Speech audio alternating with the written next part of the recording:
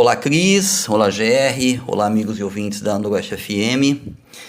Bem, o cenário político brasileiro tem sido marcado nas últimas semanas por um aumento das críticas e do isolamento do governo Bolsonaro.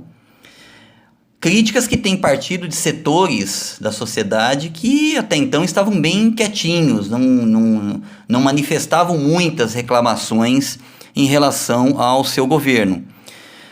E eu estou falando aqui dos pesos pesados do capitalismo brasileiro, de uma carta que foi publicada no dia 21 de março por um grupo de 500 banqueiros, especuladores do sistema financeiro, economistas que trabalham para esses banqueiros, fazendo duras críticas ao governo Bolsonaro. E o que chama atenção é que o país teve de ver o sistema de saúde entrar em colapso, mais de 300 mil pessoas já terem morrido, para esses segmentos reconhecerem que a situação da pandemia passou de qualquer limite. Nessa carta, o que esses setores econômicos cobram do governo Bolsonaro seriam medidas eficazes no combate à pandemia, como isolamento social, uma política de vacinação geral e até o auxílio emergencial, medidas sem as quais a economia não voltaria a crescer. Quanto a isso, nós, povo, a classe trabalhadora, não temos problema.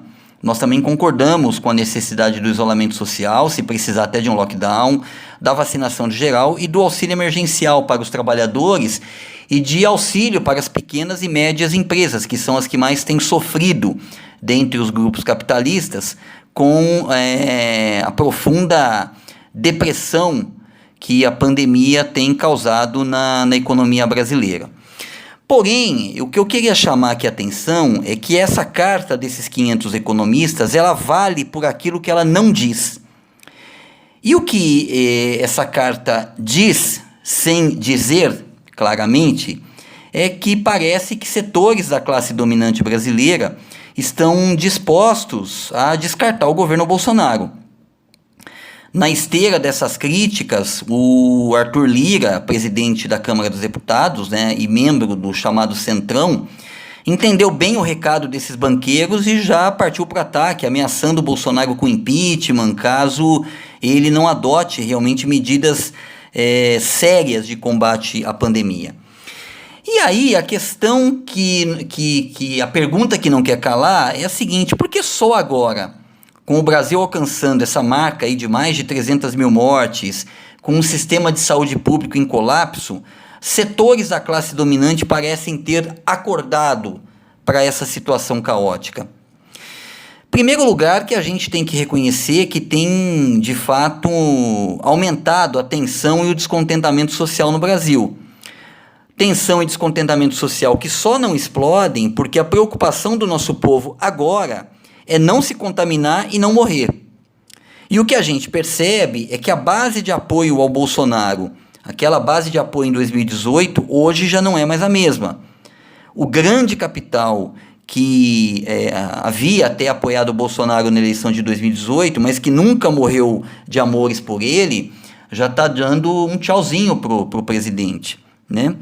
E esse grande capital está fazendo isso porque ele antevê que o fim da pandemia, de uma pandemia devastadora, cuja responsabilidade por essa enorme quantidade de mortos, e pelo caos no sistema de saúde é do governo Bolsonaro, essa burguesia antevê que o fim da pandemia pode detonar um processo de lutas populares contra esse governo.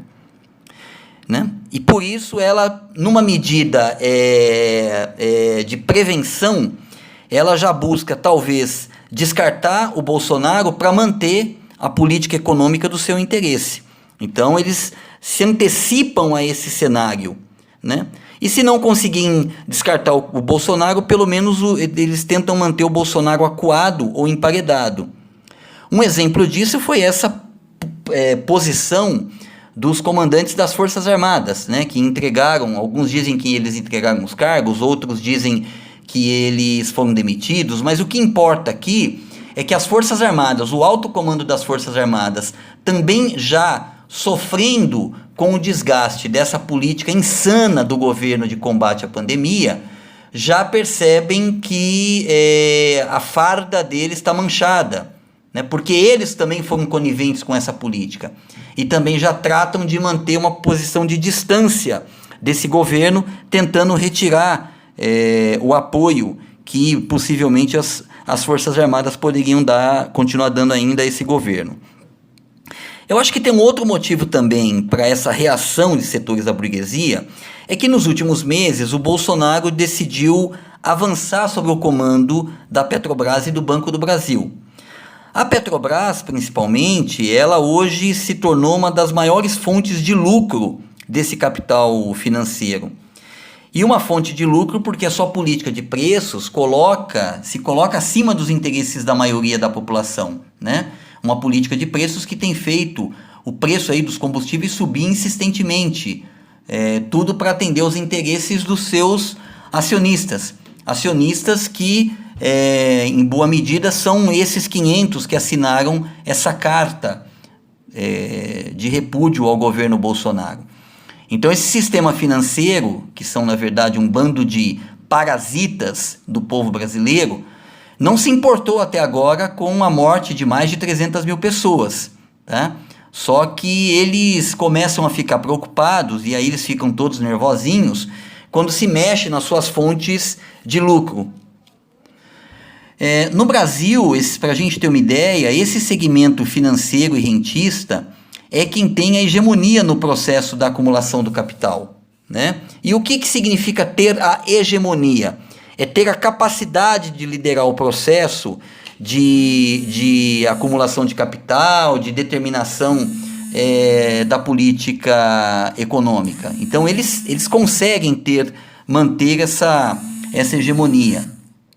Só para a gente ter uma ideia, dos 10 maiores bilionários brasileiros, 7 estão vinculados ou têm vínculos, ou assim, o seu capital é acumulado principalmente através dessas atividades financeiro-rentistas.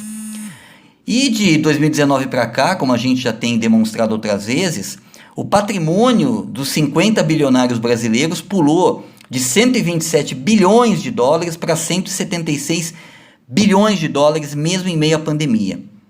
E toda a política econômica, desde 1990, atende aos interesses desses parasitas. Nem que para isso eles tenham que destruir o país, como eles vêm fazendo, assaltando ao Estado através das privatizações e aumentando a superexploração do povo através da retirada de direitos, como a reforma trabalhista e a reforma da Previdência. A resposta do Bolsonaro a esse emparedamento que ele sofreu foi o de fazer uma reforma ministerial meio de supetão, mas que pode aumentar, inclusive, o seu isolamento, né? Para nós, tá cada vez mais claro que a única forma de barrar essa política genocida é afastar o Bolsonaro da presidência. E isso a gente só vai conseguir através de mobilização das massas trabalhadoras. Porém, mais do que afastar esse governo, também é preciso a gente quebrar com essa hegemonia que esse capital financeiro exerce na política econômica do país.